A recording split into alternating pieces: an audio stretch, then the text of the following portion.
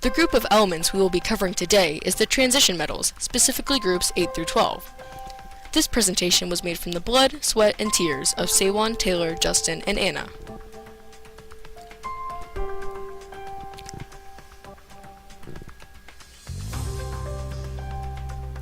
Transition metals are the second largest group on the periodic table, aside from the main group elements, which are groups 1, 2, and 13 through 18. Some of the most important transition metals from groups 8 through 12 are iron, nickel, silver, copper, mercury, gold, and cobalt, though of course there are others such as iridium, osmium, and zinc. The general properties of these transition metals are very high melting and boiling points, similar appearances and luster, and being malleable and ductile. Malleable is the ability to be hammered or pressed down into a flat sheet without breaking or cracking, whereas ductile is the ability to be drawn out into thin wire.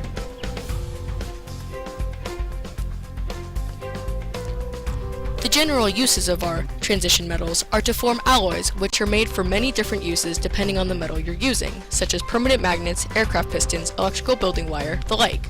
Many of these metals are also made into jewelry for their quite pretty texture and appearance, which of course is a factor to their usually high price.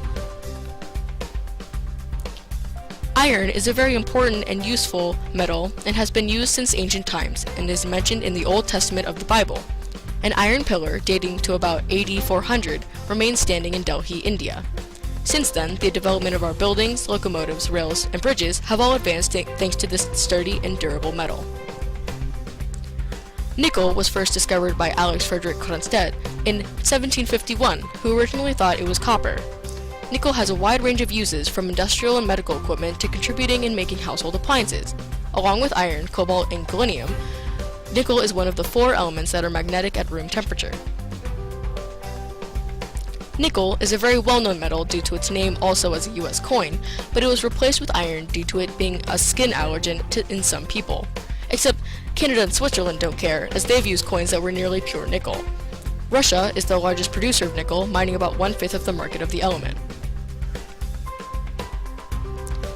Silver is a precious metal that is only less ductile than gold. An ounce of silver can be drawn into a wire 8,000 feet long. Silver is the most reflective element, which makes it useful in mirrors, telescopes, microscopes, and solar cells.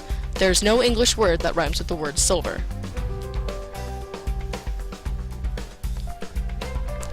As previously stated, copper is often produced for the use of coins, but its amount has reduced to 2.5% copper and 97.5% zinc. Too much copper can become dangerous though, for long-term exposure may lead to symptoms such as anemia, convulsions, and diarrhea, which is often bloody and may or may not be blue. Platinum is a dense, malleable, ductile, shiny gray-white transition metal that is rare enough to be deemed a precious metal. It is commonly used for jewelry, its second largest usage. Its value and cost are no surprise, as meteorites and our moon have a higher percentage of platinum than the Earth.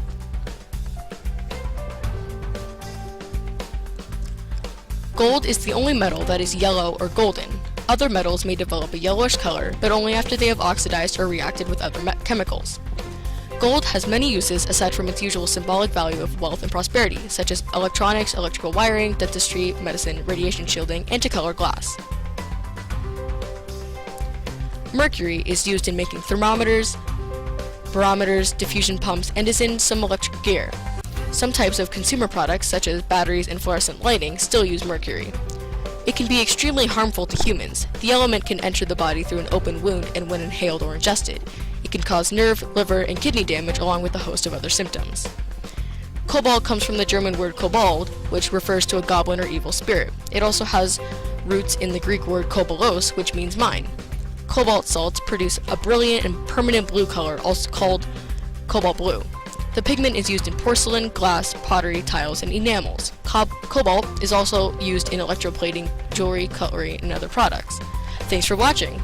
Before we go, here are some puns to make sure your day doesn't bore on. What did one ion say to the other?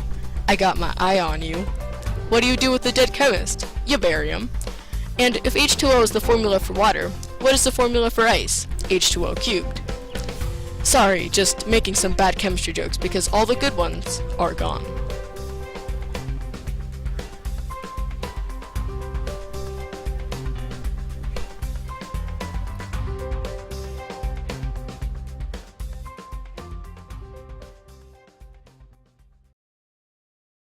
created using Powtoon.